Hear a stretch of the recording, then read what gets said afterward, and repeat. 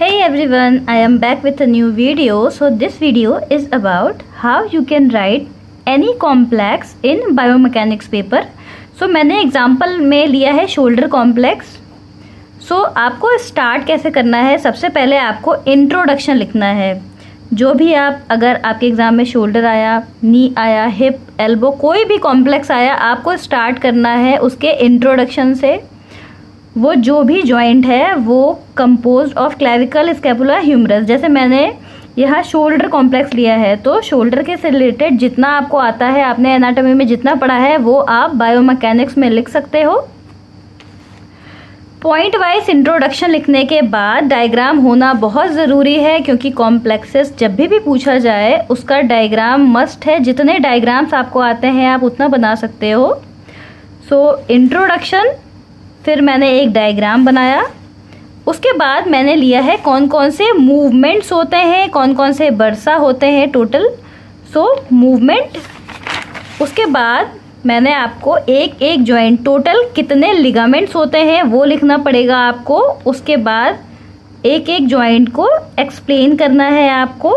जैसे मैंने सबसे पहले स्टर्नोक्लेविकुलर जॉइंट लिया, प्लेन साइनोवियल जॉइंट होता है ये. उसके बाद उसके जितने भी आर्टिकुलेटिंग सरफेस होते हैं उसको लिखा. डायग्राम बनाना मत भूलिएगा, बहुत ज़रूरी है डायग्राम, क्योंकि इससे ही मार्क्स अच्छे मिलते हैं. उसके बाद मैंने डिस्क लिया है, फिर जितने भी कैप्सूल्स और लिगामेंट्स हैं उनका नाम लिखा है.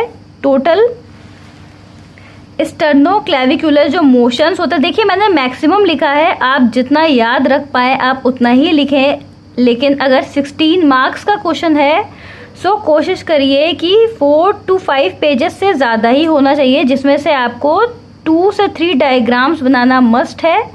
ब्लू ब्लैक पेन का यूज़ करो, पेंसिल का यूज़ करो, एंड सबसे ज़रूरी स्केच पेन का यूज़ करिए.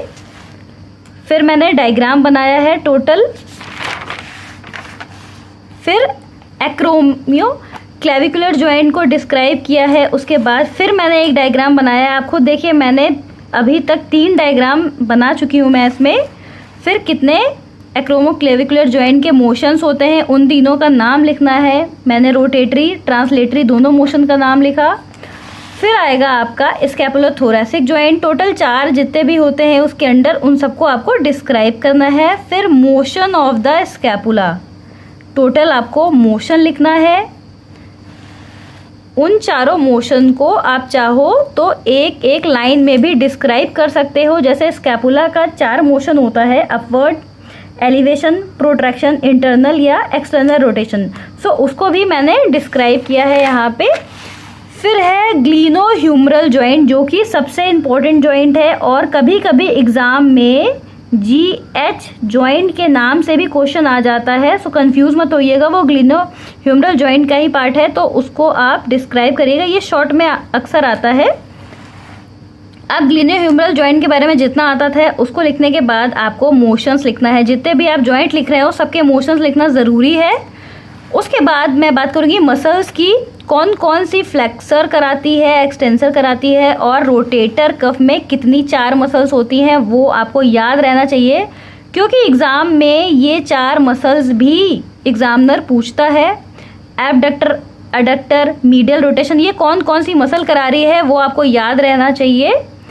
फिर GH का आर्टिकुलेटिंग सरफेस, स्कैपुला, ह्यूमरस, वो आपको थोड़ा डिस्क्राइब करना है.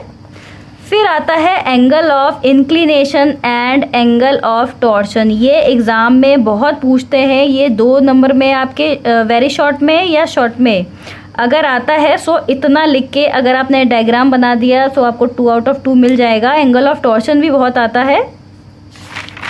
इसके बाद ग्लिनोइड लैब्रम, उसका आप डिस्क्राइब करो. आपको जितना आता है उतना आप लिखिए. ज़रूरी नहीं है आपको सब ही कवर करना है, जितना जितना आप हेडिंग याद रखिए, इंपॉर्टेंट पॉइंट मत मिस करिए. फिर GH लिगामेंट के जो भी फंक्शंस होते हैं वो एक टेबल के थ्रू आप चाहो तो बना सकते हो, जो कि थोड़ा सा अट्रैक्टिव लगेगा. सो मे भी अच्छा लगे एग्जामिनर को भी. उसके बाद लास्ट है आपका क्लिनिकल एनाटॉमी. ये ज़रूरी है, क्योंकि जब आपने फर्स्ट ईयर में एनाटॉमी में पढ़ा होगा, सो उसमें ज़्यादा डिफरेंस नहीं है बायोमैकेनिक्स का और आपका एनाटॉमी का. क्लिनिकल एनाटॉमी अगर आप लिखते हैं तो ये गुड पॉइंट है। अगर आपको नहीं आ रहा तो 1 से 2 पॉइंट ही याद रखिए, दैट्स विल बी इनफ। आपने फ्रोजन शोल्डर या फिर तो शोल्डर से रिलेटेड कोई भी डिजीज़ पढ़ी होगी, डिसलोकेशन पढ़ा होगा, उसको चाहो आप उसको भी डिस्क्राइब कर सकते हो।